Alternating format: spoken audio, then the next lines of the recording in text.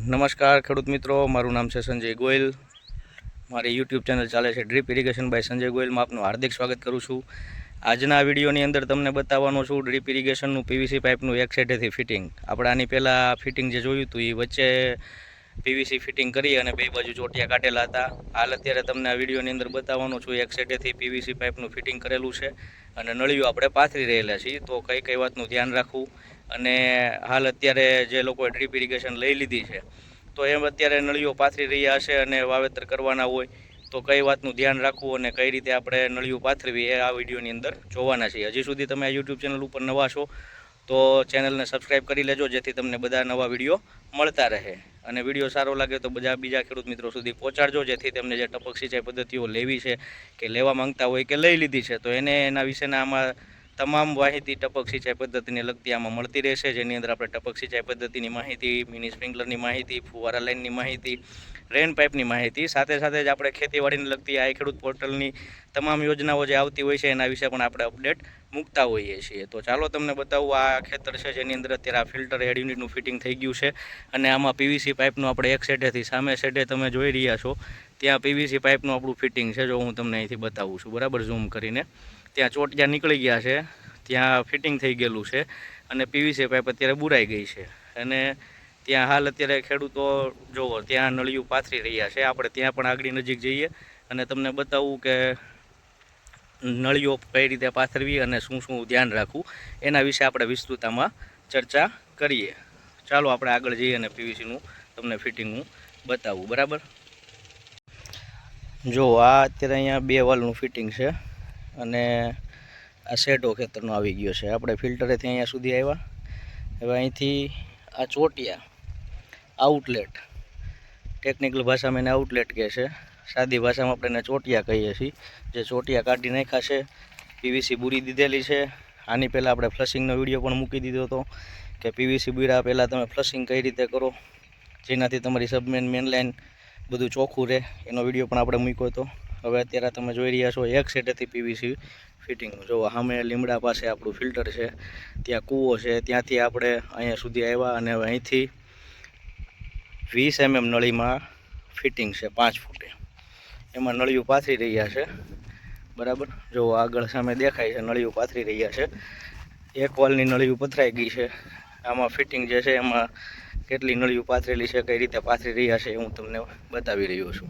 નળિયું પાથરતી વખતે ખાસ ધ્યાન રાખવાનું છે કે નળી પથરાઈ ગયા પછી પણ જો તમે એકવાર ફ્લશિંગ કરી નાખો છો તો એ સારું છે અને એ પહેલાં આઉટલેટમાંથી પણ એકવાર ફ્લશિંગ કરી નાખવાનું છે। અને આગળ પણ શરૂઆતમાં મેં વિડીયો મૂકેલા છે કે નળિયું પાથરી દીધા પછી પાછળ કઈ રીતે બાંધી અને સરખી રાખી અને રાખવી બરાબર છે। જો તમે અત્યારે બપોર વચ્ચે નળિયું પાથરતા હોય તો નળિયું ઢીલી હોય છે એટલે ફૂલ ટાઈટ કરીને ન બાંધવી, થોડીક ઢીલી રાખી અને બાંધવી, કારણ કે જેમ ઠંડી પડશે એમ એ ટાઈટ થશે રાતમાં અને દિવસે એ લૂઝ પડશે એટલે ટાઈટ થઈ જશે તો નળી ખેંચાવા કરે છે બરાબર છે।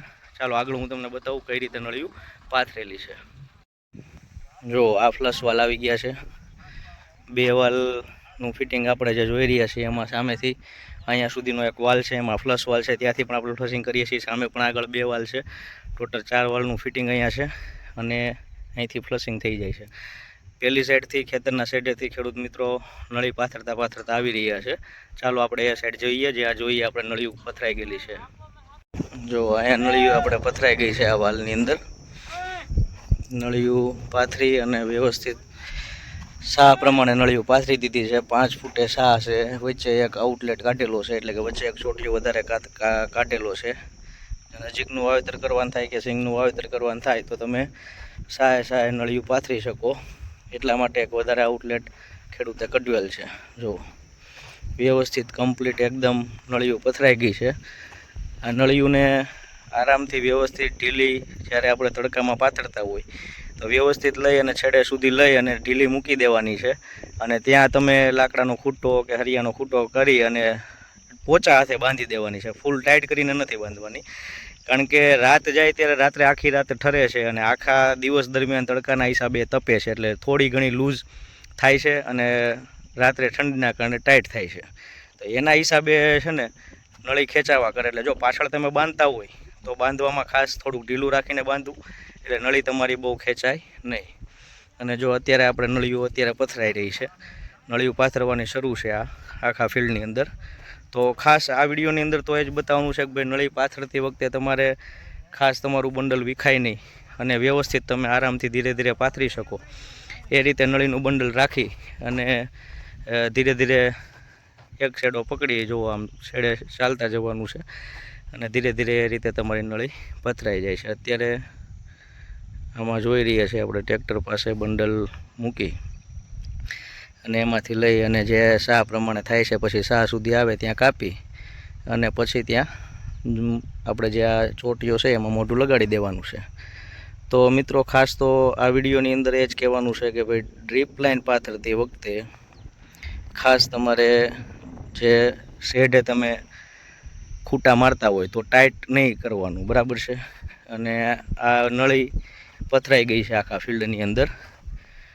હવે ત્યારબાદ ખેડૂત આમાં વાવેતર કરશે, બરાબર છે.